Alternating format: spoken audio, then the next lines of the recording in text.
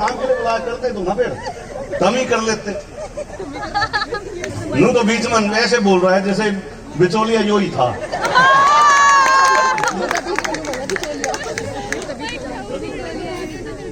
बीच में ही बोलेंगे। आप हमारी जगह को जैसे इस तरीके से ठोस लेते हैं, मैं ये बता रहा हूँ कि हम 50,000 के जो 5 देते हैं उनको भी ठोस लेते हैं। या हमारे थारे अस्पताल की 4 मंजिल ना बन पाई अभी तक। सुनो अब छेड़ो मत। देखो बड़ी मुश्किल से मिलते हैं, लतीफे भी हैं, कविता भी सुनोगे। क्या बताओ तो कभी तुम हम फकीरों को भी महफिल में बुलाओ तो। आज बुलाया है तो पता चलना चाहिए बुद्धिजीवी लोगों में आ रहे हैं, वरना बुद्धिजीवियों में आके अगर अपनी बात नहीं कहेंगे तो फिर कहाँ कहेंगे।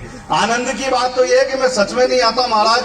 मेरी प्रेमिका का जो विवाह यहीं हुआ तो वीरेंद्र भाई मुझे कई बार कहते रहे, बोले तू एक काम कर यार, इस कार्यक्रम की भूमिका बन रही है, अस्पताल के उद्घाटन में कवि सम्मेलन बनेगा, तो आजा। दिसंबर में इन्होंने मुझे बुलाया 2025 में, और बोले एक काम कर, तेरी प्रेमिका का घर मैंने देख रखा है, आज उसकी शक्ल देख ले और 2026 में प्रण कर लेना कि जिंदगी में कभी आई ही नहीं थी। शाम के 8:30 बजे मैं और वीरेंद्र भाई कार में आए। मेरी प्रेमिका का घर इन्हें पता है। जैसे ही मैं उसके घर के सामने पहुंचा, अचानक जमीर जाग गया। मैं वापिस आ गया। जमीर उसके पति का नाम है। मैं ऐसे ही जुड़ जाना, क्योंकि मोटापे में अनाज से, डॉक्टर के इलाज से, मोटापे में अनाज से, डॉक्टर के इलाज से, कान फोड़ू साथ से, शादी वाले दांत से, मुफ्त की मसाज से और जिंदगी में ब्याज से बचना जरूरी है। खुश रहने के लिए हंसना जरूरी है। खुश रहने के लिए हंसना जरूरी है। और झूठी आन बान से, उधार के सामान से, कसैली जुबान से, खास मेहरबान से, बिगड़ी संतान से और आजकल चालान से बचना जरूरी है। खुश रहने के लिए हंसना जरूरी है। और बेसुरे आलाप से किसी भी, मैं गा के कविता नहीं पढ़ता, भाई तो बहुत अच्छे गाते हैं, मैं गा के सर इसलिए कविता नहीं पढ़ता हूं, आदरणीय जो बैठे हैं यहाँ पे सुधी श्रोताओं को बताऊं, मैं गा के कविता इसलिए नहीं पढ़ता कि मुझे जिससे प्यार था, इसके अलावा एक और थी, वो आना में है। वो मैंने उसे एक बार गा के कविता सुना के इंप्रेस करने की कोशिश करी, तो उसकी प्रतिक्रिया आई, बोले लाला तेरी आवाज बहुत मीठी है, कुल्फी बेचा कर। तो बेसुरे आलाप से देखो कितनी नारी शक्ति बैठी है। मैं अक्सर कहता हूं, आकाश की ऊंचाई हो या सागर की गहराई, महिलाएं सफलता के झंडे चारों ओर गाड़ आई। सफलता की राहों पर कई पुरुष रह गए या भागे, महिलाएं निकल गई आगे, कई तो इतनी आगे निकल गई भाई आज तक लौट के घर ही नहीं आई। तो इतनी भी तरक्की मत कर लेना। वो पुराने, वो अभी भाई पढ़ रहे थे डॉक्टर साहब, बुजुर्गों की बात कर रहे थे। मैं बताऊं आपको, पुराने बुजुर्ग बड़े दूरदृष्टा थे। पुरानी फिल्में आपने देखी होंगी, उसमें वो बताया करते थे कि नारी को ज्यादा एजुकेटेड मत करो, नारी को ज्यादा शिक्षित मत करो। महाराज जी पुरानी फिल्में कभी आपने भी देखी सुनी होंगी, वो बताते थे नारी को ज्यादा एजुकेटेड मत करो, नारी को ज्यादा शिक्षित मत करो, क्योंकि वो जानते थे कि यदि नारी शक्ति अधिक शिक्षित हो गई तो कलयुग में इसका दुष्परिणाम देखने को मिल सकता है। पिछले दिनों मेरे दोस्त का विवाह हुआ, मैंने भी शादी अटेंड की। अगले दिन दुल्हन को विदा करके लाना था। जैसे ही विदा करके लाने लगे, दुल्हन रोने लगी। उसे देखकर मेरा दोस्त भावुक दूल्हा वो भी रोने लगा। मैंने कहा तू क्यों रो रहा है? बोले ये क्यों रो रही है? मैंने कहा इसकी तो शादी हुई है। बोला वो तो मेरी भी हुई है। मैंने कहा ये तो अपने माँ बाप भाई बहन को छोड़कर जाएगी। बोला जाकर मेरे भी तो छोड़वाएगी। ये हंसी की बात नहीं है साहब, ये व्यंग है और सोचने की बात है कि ऐसा परिवेश क्यों हुआ, क्योंकि हमें करना क्या था, हमने किया क्या, हमें लोगों से रिश्ता बनाना था, चीजों को इस्तेमाल करना था। हम चीजों से रिश्ता बनाने लगे और लोगों को इस्तेमाल करने लगे, इसलिए हमारी सोच में परिवर्तन आ गया। भाई हमारी फोटो खींच रहे हैं। मैं कहता हूं आपके अस्पताल में भी कैमरे लगे होंगे सर, सीसीटीवी कैमरे आपके कार्यालयों में भी लगे होंगे, आपके गाड़ियों में हैं, आपके मोबाइल में बढ़िया बढ़िया कैमरे हैं। किसी भी कैमरे से डरने घबराने की जरूरत नहीं है। केवल एक कैमरे से जिंदगी में हमेशा बच के रहना।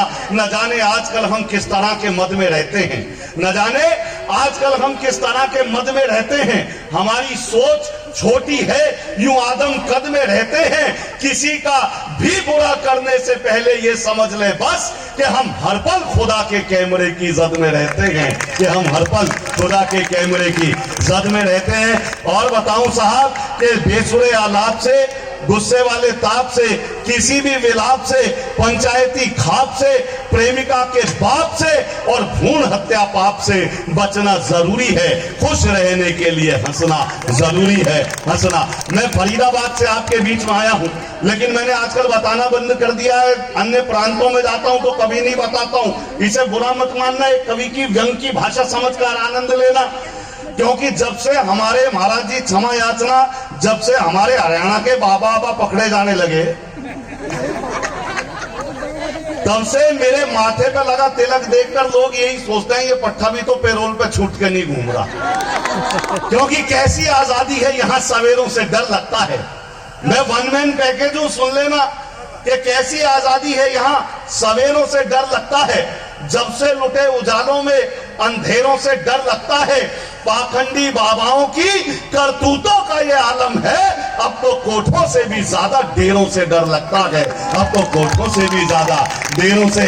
और मैं बताऊं, हम तो डॉक्टरों का इलाज करते हैं साहब। जब डॉक्टर स्ट्रेस में होते हैं तब IMA, DMA, Delhi medical association, Indian medical association, Asian hospital, Apollo hospital, UCMS, Maulana Azad medical, GTB, इन सब अस्पतालों के डॉक्टर जब परेशान होते हैं, स्ट्रेस होते हैं, वर्कलोड ज्यादा होता है, तो हम कवियों को बुला के अपना इलाज कराते हैं। ये ईश्वर ने हमें बख्शा है। सुनिएगा, कुछ अच्छा हो जाए। बहुत स्वस्थ रहना हो, सच बता रहा हूं, बहुत स्वस्थ रहना हो तो न्यूज चैनल देखना बंद कर दो, भारत के खास तौर से।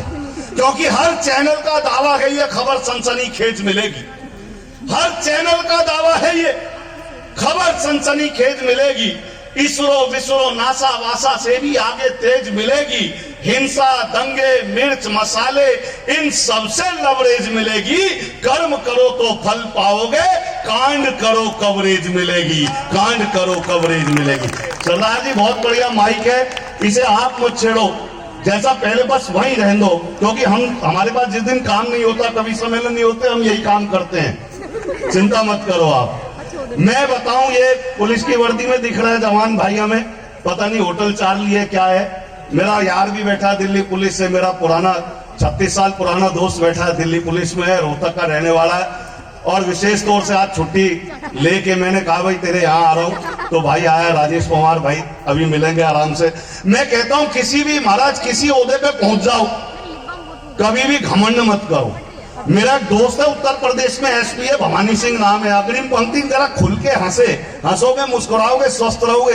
वरना तो सच बता रहा हूं, मैंने कहा ना चैनल देखना बंद कर दो। कोरोना काल में इतना अस्पताल वालों से लोग परेशान नहीं हुए, इतना डॉक्टरों से ज्यादा दुखी नहीं हुए। क्षति तो सबको हुई, लेकिन मीडिया ने सबसे ज्यादा गड़बड़ करी।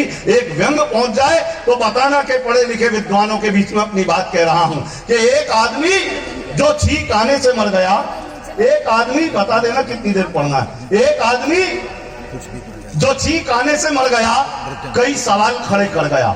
एक आदमी जो छींक आने से मर गया कई सवाल खड़े कर गया। कुछ ने कहा कोरोना के कहर से मरा है, कुछ ने कहा कोरोना के कहर से मरा है, कुछ ने कहा बेरोजगारी की लहर से मरा है, पर पोस्टमार्टम रिपोर्ट में आया ये मीडिया के जहर से मरा है, ये मीडिया के जहर से मरा है। ये हम वो लोग हैं जो क्रिएटिव हैं, जो रचना की उत्पत्ति, हालांकि उसकी हम तो उसकी उत्पत्ति हैं, लेकिन जब हमें सरस्वती पुत्र कहलाने का ऊपर वाला अधिकार दे देता है या अपना आशीर्वाद दे देता है, तो कुछ शब्द हम उकेरते हैं कविता के रूप में। कुछ अच्छी पंक्तियां जब उकेर देते हैं तो ये व्हाट्सएप यूनिवर्सिटी और फेसबुक के माध्यम से आपके पास हमारी ओरिजिनल मूल प्रति का जो पायरेटेड वर्जन आता है उसका आप आनंद लेते हैं। बहुत पहले मैंने कुछ लिखा था, शायद आपके पास उसका पायरेटेड वर्जन आया हो, पर आनंद लीजिएगा। एक मरीज पहुंच गया डॉक्टर के पास, बोले डॉक्टर साहब आपके प्रिस्क्रिप्शन में लिखी पहली दवाई, डॉक्टर साहब आपके प्रिस्क्रिप्शन में लिखी पहली दवाई कहीं नहीं मिल पाई, पूरा बाजार घूम आया, डॉक्टर मुस्काया, ये दवाई है ही नहीं, मैं तो पेन चलाकर देख रहा था ये चलता है कि नहीं। डॉक्टर साहब, आपके प्रिस्क्रिप्शन में लिखी पहली दवाई कहीं नहीं मिल पाई, पूरा बाजार घूम आया, डॉक्टर मुस्काया, ये दवाई है ही नहीं, मैं तो पेन चलाकर देख रहा था ये चलता है कि नहीं। मरीज बोला, डॉक्टर साहब पता नहीं था कि आपका पेन भी यूं दगा देगा, पर एक केमिस्ट तो कह रहा था कल ये दवाई मंगा देगा। पता नहीं था आपका पेन भी यूं दगा देगा, पर एक केमिस्ट कह रहा था कल ये दवाई मंगा देगा, कल ये दवाई मंगा देगा। दूसरे केमिस्ट ने कहा है इस दवा के पीछे मत ललचाओ, इसकी जगह आयुर्वेदिक ले जाओ। तीसरे केमिस्ट की बात सुनकर आपकी भी बुद्धि हिल जाएगी। उसने कहा है इसकी तो डिमांड बहुत है, ये तो ब्लैक में मिल पाएगी।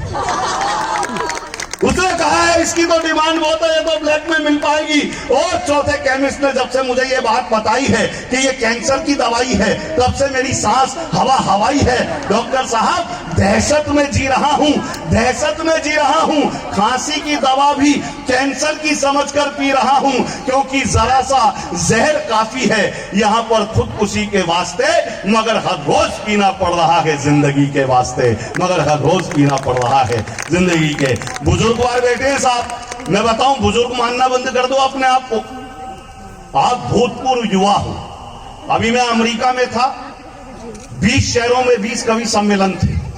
झूठ नहीं बोल रहा हूं, सच बता रहा हूं। अमेरिका में था, 20 शहरों में 20 प्रोग्राम थे। 80 साल का बुजुर्ग भी वहां गाड़ी चलाता, जब तक अपने मन से नहीं कहता मेरे को रिटायरमेंट दे दो, तब तक वहां की सरकार रिटायर नहीं करती, ना प्राइवेट कंपनियां करती हैं। और बुजुर्गों का मैं बताऊं भाई साहब, कहने तो बहुत कुछ चाह रहा हूं। वो जो कोरोना काल का मैंने जिक्र किया, कोरोना काल में ऑनलाइन, बाबा जी ऑनलाइन पढ़ाई होती थी। एक दादा ने अपने पोते को डांट दिया, क्या सारा दिन मोबाइल पर अपने आंखें खराब करता रहे, पढ़ाई कर ले। अरे दादा तुम्हें नहीं पता, यो पढ़ाई तो चल रही है ऑनलाइन, कोरोना में स्कूल बंद है। बोला अच्छा, क्यों बेवकूफ बना हुए है? बोला ना पापा, बोले मुझे पता है 3 घंटे पढ़ाई हो गया, मैं तू 8-8 घंटे लेके बैठा रहे इसने। बोला बाबा ऐसा ना है। अच्छा बोले बाबा एक चीज बताओ, आपको कभी अपने दोस्तों की याद नहीं आती? बोला आती है। बोला कहाँ है, किनसे बात होती है? बोले बेटा अब तो पता नहीं कौन कहाँ गया, हमारे टाइम पे तो ना यो एंड्रॉइड फोन थे, ना यो था, ना फेसबुक थी, ना फलान था। बोले बाबा अगर मैं आपके पुराने दोस्त मिलवा दूं, ढूंढवा दूं तो? बोले कैसे? बोले ये फेसबुक से। तो दादा ने कहा, बोले कैसे संभव है? बोले हाँ, पोते ने दादा के नाम की आईडी बना दी फेसबुक पे और पूछा बाबा बता दोस्तों के नाम। बोला 5वीं क्लास में लिख ले, सोनीपत का रामफल था। अब उसने दादा की आईडी से सर्च मारा, रामफल नाम के कई आ लिए, तो दादा ने पहचान लिया। बोला यो ही था, यो पग बांधे घूमे है, यो पागड़ी से पहन रहा है। अच्छा, इधर पोते ने दादा की आईडी से उनके रामफल को फ्रेंड रिक्वेस्ट भेजी, उधर रामफल का भी पोता ही बैठा था, फट से रिक्वेस्ट एक्सेप्ट भी होके आ गई। अब वो बाबा ने बताया, बोले 5वीं में यो थे, 6वीं में यो थे, 7वीं में यो थे, 8वीं 9वीं तक के सारे दादा के दोस्त ढूंढ दिए पोते ने। तो अब की दादा को लगा, बोले यार है तो कमाल की चीज ही फेसबुक।